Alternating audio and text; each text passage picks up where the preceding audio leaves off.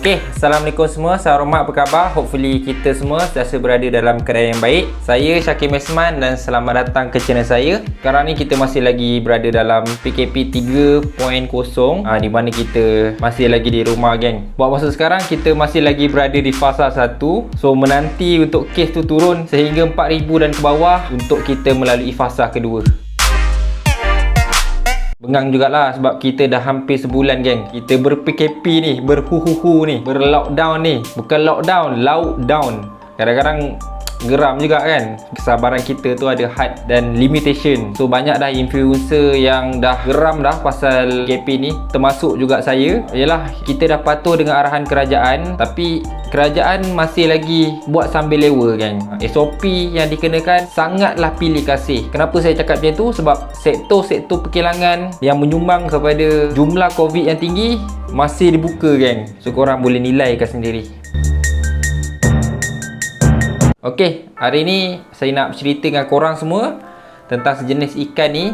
Ikan ni memang saya yakin korang memang dah familiar dah. Kalau dekat Malaysia dikenali sebagai ikan bandaraya, atau nama lain dia ikan cermen, ikan lumot, ikan sampah dan pelbagai lagi nama mengikut tempat dan negeri masing-masing. So korang boleh share dekat bahagian komen saya, nyatakan apa nama ikan ini di tempat dan lokasi anda. Sebab mesti ramai lagi nak tahu. Mungkin ada nama lain yang lebih unik ke selain daripada nama ikan bandaraya, kan? Yang saya tahu dekat Malaysia ni belum ada lagi nama official tentang spesies ikan yang saya nak cerita pada hari ini. Nama yang ada pun nama gelaran saja. Di negara jiran kita, Indonesia, menggelarkan ikan ini sebagai ikan sapu-sapu, dan nama saintifik bagi ikan ini adalah Plecostomus hippopotamus. Macam yang korang boleh tengok sebelum ni dekat video saya, yang saya dah berjaya tangkap, itu adalah spesies yang dominan yang ada dekat perairan umum di negara kita. So sebenarnya ikan bandaraya ni, atau nama lain ikan lumot, ikan cermen tu, dia ada pelbagai lagi spesies, geng. Pelbagai lagi jenis. Ada yang warna kuning, ada yang warna biru dan bermacam-macam lagi. So kebiasaannya ikan ni dia dibela sebagai ikan hiasan dekat dalam akuarium, macam kat belakang ni. Tapi saya tak adalah, saya tak bela ikan ni, sebab kebanyakan orang yang bela ikan ni memang fokus untuk jaga akuarium daripada tumbuh lumut yang hijau-hijau tu. Sebab ikan ni bagi saya dia bukan pemakan alga yang sebenar, geng. Pengalaman saya sendiri, saya pernah bela ikan ni, bagi saya dia bukan ikan ni yang bagus untuk menghapuskan alga di dalam akuarium. Lagi satu, ikan ni pun banyak dijual. Kalau kita pergi dekat kedai-kedai ikan hiasan, kalau korang pergi dekat tempat korang, mesti akan ada ikan ni, geng. Ikan ni pasti akan dijual dengan harga 3 ke 5 ringgit. Standard kalau yang kecil-kecil tu. Ikan ni dia ada permintaan juga di kalangan peminat ikan hiasan, dan ikan ni pun banyak dijual di kedai-kedai ikan hiasan, geng. Tapi betul ke ikan ni betul-betul dia boleh menghapuskan ataupun memakan alga di dalam akuarium? Kalau korang nak tahu, ikan ni adalah jenis ikan yang omnivore, ikan yang memakan apa saja yang ada di dasar air, dan sifat ikan ni sama seperti ikan keli yang kita makan selalu tu. So tadi saya ada cakap kan yang saya ada bela ikan bandaraya ni dulu dekat akuarium. So saya nak cerita sikit. Sebenarnya pengalaman saya sendiri ni, saya bela ikan ni dulu dekat akuarium. Daripada saiz ikan tu lebih kurang dalam 2 ke 3 inci hingga ikan tu besar, geng. Sebab ikan bandaraya ni tumbuh sarang ni sangat cepat. Yang mengejutkan saya, apabila saya bela ikan tu kan kat dalam akuarium, saya nampak yang ikan bandaraya ni dimakan juga, geng, pellet yang kita bagi dekat ikan-ikan hiasan yang lain. Itu yang memang betul-betul saya terkejut kan. Tak sangka orang kata ikan tu dia hanya memakan lumut, hanya memakan alga, tapi sebenarnya itu bukan realitinya. Apabila ikan tu menjadi cepat membesar, akan jadi satu masalah juga, geng. Sebab bila dah besar sangat, contoh macam kat belakang ni akuarium saya, akuarium kecil kan, tiba-tiba ikan tu besar daripada ikan yang saya bela, ikan yang saya minat. Masa kecil, ikan ni memang cantik sebab dia melekat dekat dinding-dinding akuarium kita kan, dekat kaca tu dia melekat kan, dia gosok bagi kilat. Tapi bila dah besar, kita rasa macam menyampah pula sebab dia mengganggu ikan-ikan lain, geng. Suka menepik dekat bahagian-bahagian badan ikan, geng. So kita tengok pun rimas. Kebiasaannya kalau peminat ataupun pecinta ikan, dia orang sayang nak bunuh ikan tu, dia orang lepaskan dekat perairan umum. Itu adalah salah satu cara yang biasa orang buat. Disebabkan cara itulah dia akan membunuh ekosistem di dalam perairan sungai di negara kita, kan.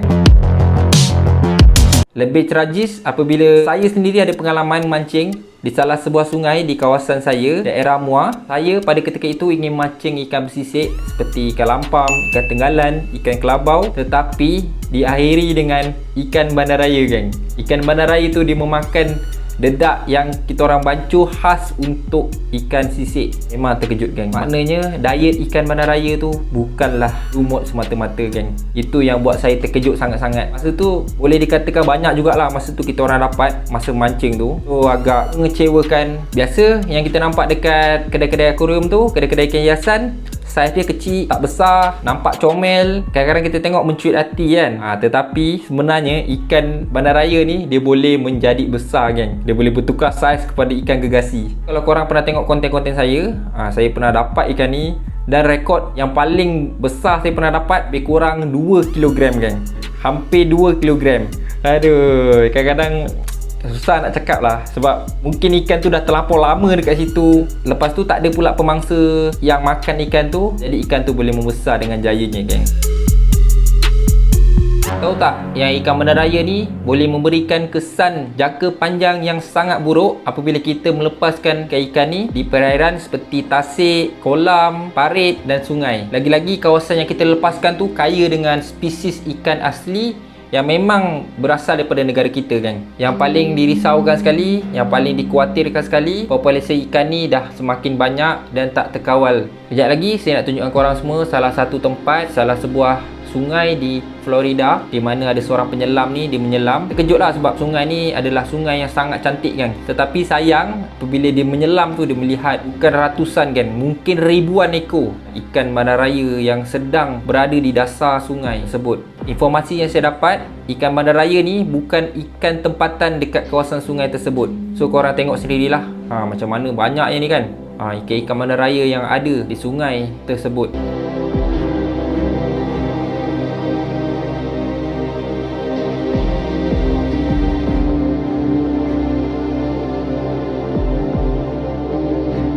Hal ini terbukti apabila baru-baru ni kecoh sebab ada pencemaran sungai dekat sungai di kawasan Selangor. Kebetulan sungai ni pula bersambung sampai ke Shah Alam dan Kelang. Sebab sahabat saya, Abang Badul, Adi dengan Fizun, dia ada pergi melawat kawasan pada ketika itu, share video dekat dia punya channel YouTube. Banyaknya ikan yang timbul dan mati akibat pencemaran air. Dan yang paling mengejutkan sekali, geng, adalah ikan yang mati tu adalah majoritinya ikan bandaraya.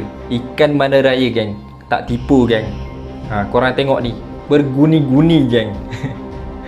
Aduh, malah menyebabkan lagi masalah bau yang teruk pada penduduk sekitar berkaitan sungai tersebut. Tapi yang paling menyedihkan, tak ada langsung spesies ikan tempatan. Memang tak ada, kan. Ikan tilapia bukan ikan tempatan yang berasal daripada Malaysia. Sebelum ni dekat negara kita, negara jiran kita iaitu Indonesia, ada satu rancangan TV ni, dia buat sebuah dokumentari yang menceritakan kesan ikan bandaraya, ataupun kalau nama lainnya dekat Indonesia tu adalah ikan sapu-sapu. Dan mereka buat kajian, geng, ikan bandaraya dekat sungai di Indonesia, sungai yang sangat tercemar, akan memberikan kesan yang tidak elok pada mereka yang memakannya. Dan yang paling menyedihkan sekali, hasil tangkapan ikan tu diproses dan dijadikan makanan, geng. Aduh, sebab sungai kotor, ikan berada di dalam sungai kotor, ikan yang ada dekat dalam sungai tu memang tak berkualiti lah, senang cerita. Sampel ikan bandaraya yang diambil daripada sungai tercemar tu telah dibuat kajian dan memang terbukti ada kandungan logam berat ataupun merkuri yang boleh dikatakan tinggi berada di dalam isi ikan tersebut. Dan mungkin ikan-ikan lain yang ada dekat dalam sungai tersebut pun mengandungi logam berat yang sama. Tapi bagi pendapat saya secara peribadi, apa-apa jenis ikan yang berada di sungai yang tercemar pasti akan mengandungi logam berat ataupun merkuri, geng. Memang tak dinafikan. Kualiti air tu dia akan mempengaruhi kualiti isi ikan tu, geng. Sebab tu saya berani makan ikan bandaraya yang saya tangkap tu. Sebab kawasan yang saya tangkap tu masih lagi belum tercemar, geng. Masih lagi boleh dikatakan okey. Sungai-sungai dekat Malaysia ni boleh dikatakan masih lagi dalam keadaan yang baik. Macam yang saya cakap tadi, kandungan merkuri ataupun logam berat yang ada dekat dalam ikan tu banyak atau sikit dia bergantung kepada kualiti air. Ikan bandaraya ni juga dia boleh bertahan hidup lama, geng. Walaupun di dalam keadaan air yang tercemar, air yang kotor, ikan ni mempunyai daya tahan hidup yang tinggi. sama seperti ikan keli, sama juga seperti ikan haruan.